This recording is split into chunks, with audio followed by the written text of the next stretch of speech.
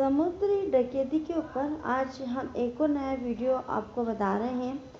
समुद्री डकैती विरोधी विधेयक जो है वो हमारे देश में यानी कि भारत में बन गया है और आज उसी का परिचय, उसमें दंड के क्या प्रावधान है, न्यायालयों का क्षेत्राधिकार क्या होगा और विधेयक के सामने क्या क्या प्रमुख चुनौतियां आने वाली हैं, विषय पर हम चर्चा करेंगे इस वीडियो के माध्यम से। मैं डॉक्टर इरशाद खानम और आप सभी लोग देख रहे हैं आपकी अपनी YouTube channel I love talks. Rajya Sabha ने समुद्री डकैती विरोधी विधेयक को पारित कर दिया है, जिसके बारे में सरकार ने ये कहा है कि ये समुद्री डकैती से निपटने के लिए एक प्रभावी कानूनी साधन प्रदान करेगा। ये जो अधिनियम, ये जो विधेयक बनाया गया है, इसके विषय में सरकार का ऐसा मानना है कि समुद्री डकैती से निपटने के लिए ये जो विधि बनाई गई है ये बहुत ही प्रभावी रूप से लागू होगी और इससे समुद्री डकैती को रोका जा सकता है। परिवहन के समुद्री मार्गों की सुरक्षा सबसे महत्वपूर्ण होती है।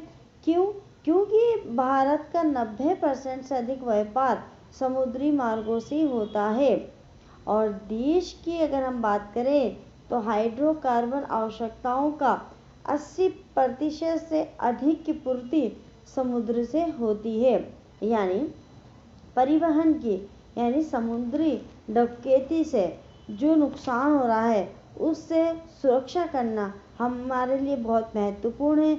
90% जो व्यापार हमारा है वो समुद्री मार्गों से होता है और हमारे देश को जो हाइड्रोकार्बन चाहिए होती है वो 80% हमें समुद्र से ही प्राप्त होती है।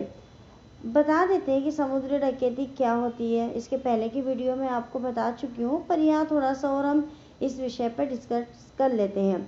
समुद्री डकैती एक निजी जहाज या विमान के चालक दल या यात्रियों द्वारा निजी उद्देश्यों के लिए किसी जहाज, विमान, व्यक्ति या संपत्ति के खिलाफ की गई हिंसा, हिरासत या विनाश का कोई भी अवैध कार्य है। मतलब समुद्री डकैती क्या है? एक किसी निजी जहाज या हवाई जहाज, विमान, उसके चालक यानी कि चलाने वाले या उसके दल का कोई सदस्य या उसमें बैठे हुए यात्रा करने वाले यात्रियों में से कोई अपने किसी पर्सनल उद्देश्य के लिए उस जहाज को, उस विमान को, हवाई जहाज को, उसमें बैठे हुए किसी व्यक्ति को या उस जहाज, हवाई जहाज की किसी संपत्ति के विरुद्ध कोई हिंसा करते हैं, किसी को हिरासत में रहते हैं या उसका विनाश करते हैं या कोई भी ऐसा कार्य करते हैं जो लीगल नहीं है। इस तरह के कार्यों को उच्च समुद्र यानी कि भारत के विशेष आर्थिक क्षेत्र से परे या भारत के अधिकार क्षेत्र के बाहर किसी भी स्थान पर किया जा सकता है। ये ज़रूरी नहीं है कि भारत के अंदर ये अपराध किया गया हो।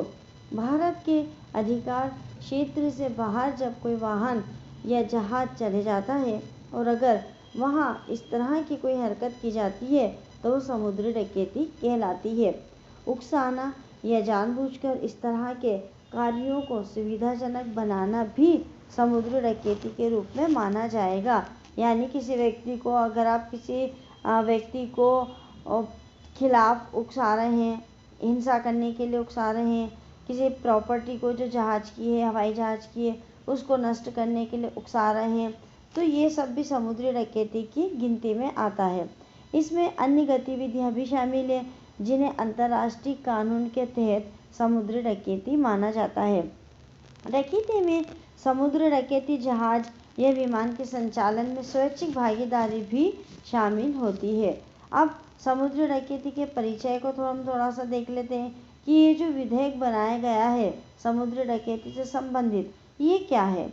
ये विधेयक समुद्री डकैती की रोकथाम और ऐसे समुद्री डकैतों से संबंधित अपराधों के लिए व्यक्तियों पर मुकदमा या केस चलाने का प्रावधान करता है। ये भारत के अनन्य आर्थिक क्षेत्र की सीमाओं से सटे और उससे परे समुद्र यानी समुद्र तट से 200 समुद्री मील से परे हटकर सभी हिस्सों पर ये लागू होता है। और दूसरा, ये विधेयक संयुक्त राष्ट्र समुद्री कानून अभिसमय को कानून बनाता है। अब इसके अंतर्गत दंड का प्रावधान क्या दिया गया है, कितना दंड मिलेगा। पायरेसी का कृत्य दंडनीय होगा, आजीवन कारावास या मृत्युदंड।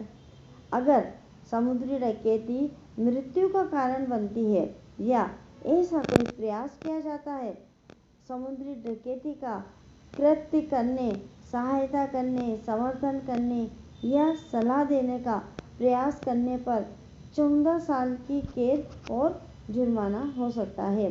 यानी इसमें अधिकतम कितनी सजा है, पनिशमेंट है आजीवन कारावास अथवा मृत्युदंड। फिर उसके बाद कितनी सजा हो सकती है, 14 साल की कैद और जुर्माना हो सकता है। जल दस्युता के कार्य में भाग लेना, यानी जो समुद्री डकैती है उसमें आप किसी भी रूप में भाग लेते हैं, उसका आयोजन करने में या दूसरों को भाग लेने के लिए निर्देशित करने में, तो वहाँ आपको पनिशमेंट मिलेगी 14 वर्ष तक के कारावास और जुर्माना। अपराधों को प्रत्यार्पित करने योग्य माना जाएगा। इसका मतलब ये है कि अभियुक्त को अभियोजन के लिए किसी भी उस देश में स्थानांतरित किया जा सकता है जिसके साथ भारत ने प्रत्यार्पण की संधि की हो, उस संधि पर हस्ताक्षर किए हो। ऐसी संधियों के अभाव में देशों के बीच पारस्परिकता के आधार पर अपराध या अपराधी प्रत्यार्पण योग्य होंगे। अगर ऐसी संधि नहीं की गई है, प्रत्यार्पण की संधि नहीं की है और ऐसा कोई अपराधी हमारे देश में आ गया है या किसी और देश में आ गया है, तो दोनों देशों के बीच में जो पारस्परिकता है, जो संबंध है, उन संबंधों की घनिष्ठता को देखते हुए उस अपराधी को प्रत्यार्पण किया जाएगा, उसको सौंपा जाएगा। अब हम चर्चा कर लेते हैं न्यायालय के क्षेत्राधिकार की। न्यायालय का क्षेत्राधिकार क्या है।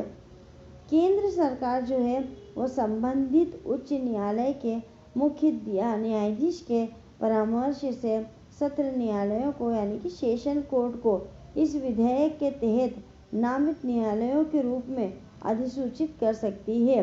यानी क्या होगा, केंद्र सरकार जो है वो हाई कोर्ट का जो चीफ जस्टिस है या मुख्य न्यायाधीश है उससे परामर्श करेगी।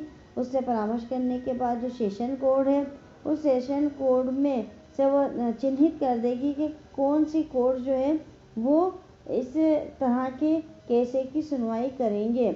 अब जो मनोनीत न्यायालय हैं वो निम्नलिखित द्वारा किए गए अपराधों की सुनवाई करेंगे। कौन कौन सी सुनवाई करेंगे, तो पहला, भारतीय नौसेना या तटरक्षक की हिरासत में एक व्यक्ति उसकी राष्ट्रीयता की परवाह किए बिना। दूसरा, भारत का नागरिक, भारत में एक निवासी विदेशी नागरिक या राज्य विहीन व्यक्ति। तो इन लोगों की सुनवाई, इनके द्वारा अगर कोई अपराध किया जाएगा तो उसकी सुनवाई करेंगे।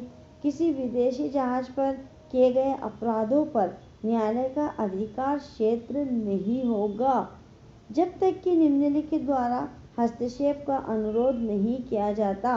जो चीज़ हम पढ़ रहे हैं उसमें अगर हस्तक्षेप नहीं किया जाएगा तो किसी भी विदेशी जहाज में जो अपराधी हैं, जो अपराध हैं, उनको न्यायालय का क्षेत्राधिकार प्राप्त नहीं होगा।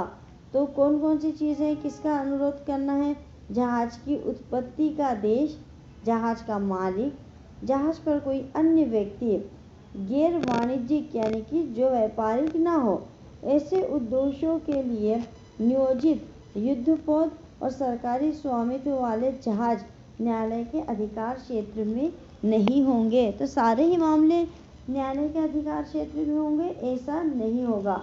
अगर कोई मामला न्यायालय के अधिकार क्षेत्र में आना है तो उसके लिए क्या होना चाहिए कि जहाज की जहाँ उत्पत्ति हुई है वो देश अगर अनुरोध करता है तो हम उस मामले में हस्तक्षेप करते हैं। अगर जहाज का मालिक हमसे अनुरोध करेगा तो हम हस्तक्षेप करेंगे।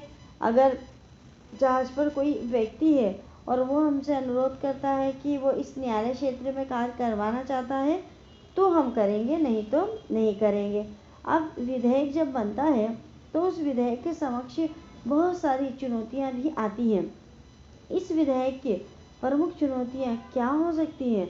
विधेयक के तहत यदि कोई व्यक्ति समुद्री डकैती का कार्य करते समय मृत्यु का कारण बनता है तो उसे मृत्यु दंड दिया जाएगा। अगर कोई समुद्र में डकैती करता है और डकैती की जो है उस डकैती के दौरान में अगर किसी की मृत्यु हो जाती है और उस मृत्यु का कारण कौन बनता है? जो व्यक्ति डकैती कर रहा है वो, तो उसको पनिशमेंट क्या मिलेगी? मृत्यु दंड। इसका तात्पर्य ऐसे अपराधों के लिए अनिवार्य रूप से मृत्यु दंड से है। सर्वोच्च न्यायालय का मानना है कि किसी भी अपराध के लिए अनिवार्य मृत्यु दंड असंवैधानिक है, क्योंकि ये संविधान के अनुच्छेद 14 और 21 का उल्लंघन है।